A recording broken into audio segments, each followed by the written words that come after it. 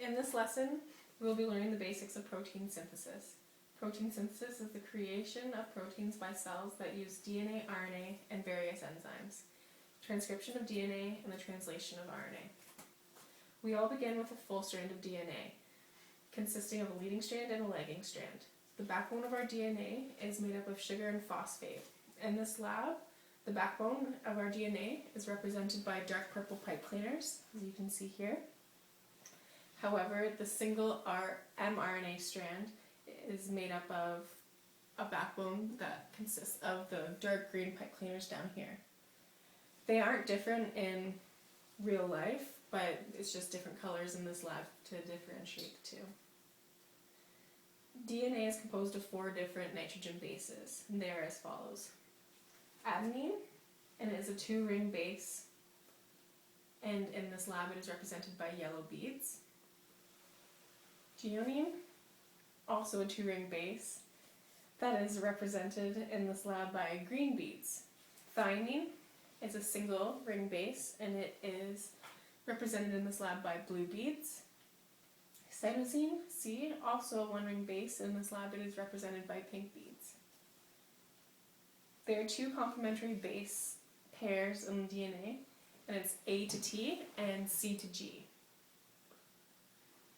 A to T is a 2-hydrogen bond, and the C to G is a 3-hydrogen bond. The hydrogen bonds that hold the DNA strand together make it easy for the DNA to unzip like a zipper and gain access to a gene or to copy the DNA itself. So, which strand is the leading and which is the lagging strand? This one up here is the leading strand, starting with the 2 hydrogen bonds, the A, and the one over here on the right is the lagging strand.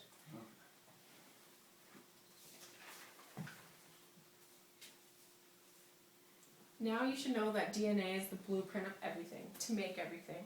But to make all cell structures, you need protein. Protein is what everything is made up of. Protein is made up of individual amino acids that join together. You find amino acids all throughout the cytoplasm of a cell, and that's in this area. The amino acids are represented by paper clips throughout the cytoplasm of our cell. We all have 20 amino acids in our body. 12 we make ourselves, and 8 we need to get through food. Each amino acid is added to the chain by a tRNA, and the tRNAs are these blue T structures, which all have a certain codon, which will match up to the codons on the mRNA strand. The mRNA code, which tells you where to place it on the mRNA strand, and every amino acid also has a different charge and size, so that when they are linked to a chain, it automatically folds into its functional configuration. One thing is very important to remember is that form equals function. On the single strand mRNA, we have all proteins, and all proteins start with the start codon. And the start codon is right here. It's the AUG.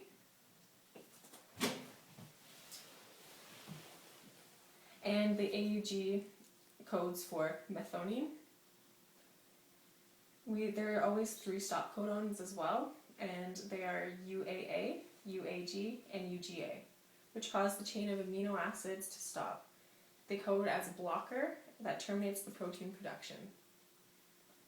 Now let's focus on our mRNA strand, which is a type of RNA, messenger RNA. RNA is different from DNA in the sense that the nitrogen bases are different by 1. There's no thymine, there's uracil, so there's U on our mRNA strand, which is represented by a purple bead. There are 3 types of RNA. mRNA, which is the messenger, which carries the message. It is a photocopy of the template DNA strand. So you'll see that the mRNA is the exact same as the lagging strand on the DNA, except for there's uracil instead of thymine. The anticodons from the tRNA match up to the codons on the mRNA, And so the appropriate amino acids will drop off on the appropriate codon. The second type of RNA is tRNA, which is known as the transfer. It holds amino acids, and when the correct codon lines up, as I said, the anticodon will then drop. And the third RNA is rRNA, ribosomal, which mixes with protein to create ribosomes. This is a ribosome right here, and you can find them that you'll find things throughout the cytoplasm as well. The ribosome is always shaped kind of like a giant clam, like that. Ribosomes are tiny organelles made of protein and rRNA, which is very unique. The purpose of rRNA is to help stretch out the mRNA so that it can be read easier. Because usually the DNA strand is kind of twisted like a spiral staircase, a spiral helix. So the mRNA is the same. Ribosomes are known as the factories where the DNA blueprints are read and protein is produced, which results in protein synthesis. After the creation of ribosomes and drop-offs, the amino acids have occurred, we get into the nitty-gritty of protein synthesis, transcription and translation. So here, you find the right codon at the start codon.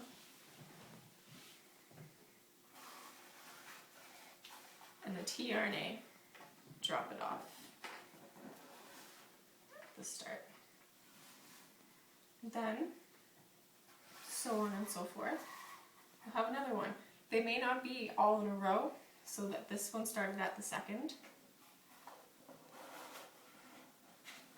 Another one there. And then you'll reach stop codon. You may not get all 3 stop codons, but we have one here, the UUA. And then that gets dropped off right there.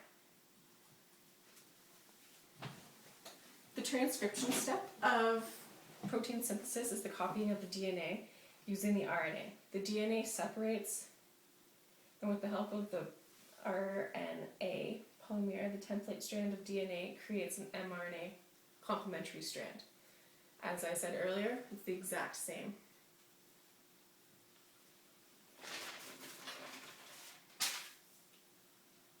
The translation step. mRNA code is translated into protein, amino acid code, to make it functional protein. In this process, the mRNA leaves the nucleus and meets up with the ribosomes.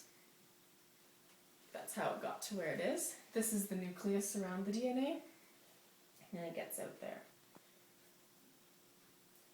Ribosomes advance mRNA until they reach the start codon, the AUG, which I explained. tRNAs contain an anticodon that matches perfectly. It's very complementary, so both strands will be able to zip up like a zipper and unzip like a zipper. When the stop codon is reached, the ribosome falls apart and the mRNA is released. The amino acid chain then folds into its protein shape and is transported. Now this is a very important fact. If there are no amino acids in your proteins, you simply will die. Once the mRNA is loose, do you have any questions? I'm good so far. Once mRNA is loose into the cytoplasm, you find the start codon, AUG. Bring down the tRNA with matching anticodon. Amino acid. The paperclip gets dropped off, and that's the summary. The top of the ribosome and the tRNA is removed and recycled and back into the cytoplasm. Repeat until the stop codon is met. And that basically sums up photosynthesis. That was so awful. I got so tongue-tied. Can you